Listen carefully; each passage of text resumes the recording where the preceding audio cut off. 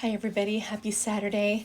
I need to talk to you about this book that I have just devoured over the last 2 days, and that is One Summer in Savannah by Tara Shelton Harris.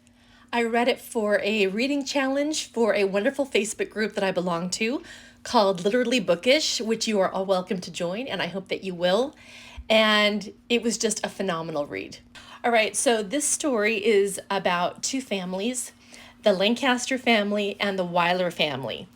And these two families are brought together in a very unfortunate way because one of the Weiler boys is in prison for raping the daughter, Sarah Lancaster.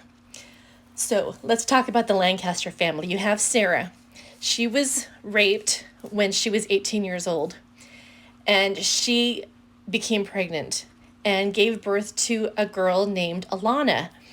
We meet the two of them when Alana is 8 years old, and Alana is pretty amazing. She is genius level brilliant, mostly with mathematics and languages. Sarah finds out that her father is ill, and so she goes to see him in Savannah.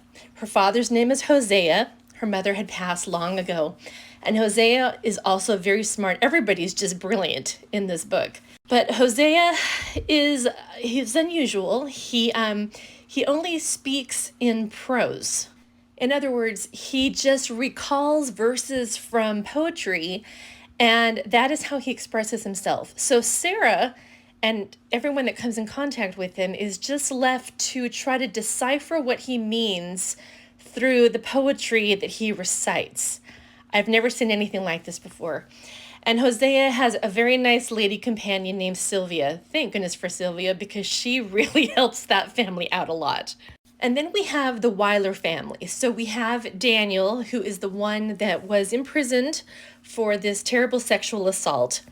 And he is also very brilliant. The Weiler family is very wealthy, very influential. Daniel has a twin brother who is named David, except that he is trying to distance himself from the events that had happened 8 years before. So he now goes by his middle name, which is Jacob. And that's pretty much how we know him throughout the book. They have a mother named Bertie, who is one of these really, really strong women who kind of creates her own truth. She is certain of her son's innocence. She is certain that Sarah is the reason for everything that's gone wrong in their family. And she just is one of those unapologetic women that will just never, ever show any kind of weakness.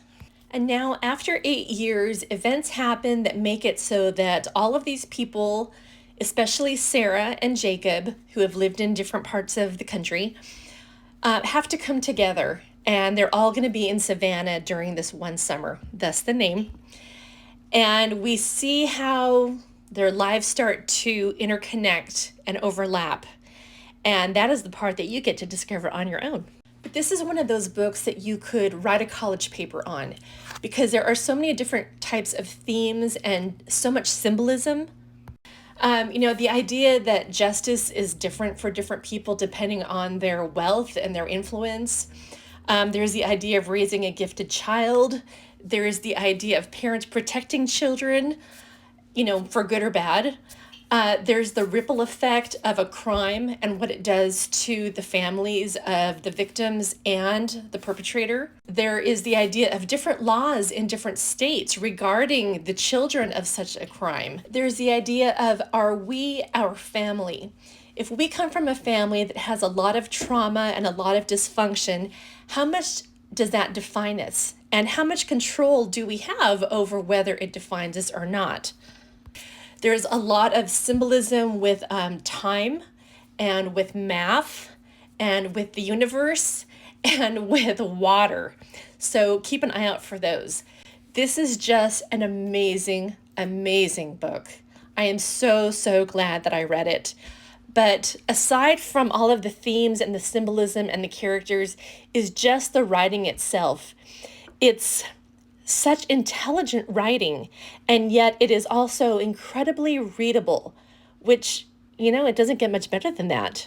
So whether or not you are looking to diversify the books that you're reading, or you just want a fantastic, very unique story that deals with heavy subjects in a very tactful way, this book has it all. I really, really recommend it. And I am so glad that I read it. So, 5 stars, really maybe 6 stars. And just as a little PS, I've had some questions about how to do captions, and I'm going to do a video very soon on how to add captions to your videos on TikTok using this video as an example. So stay tuned for that. Have a great night and go look for this book.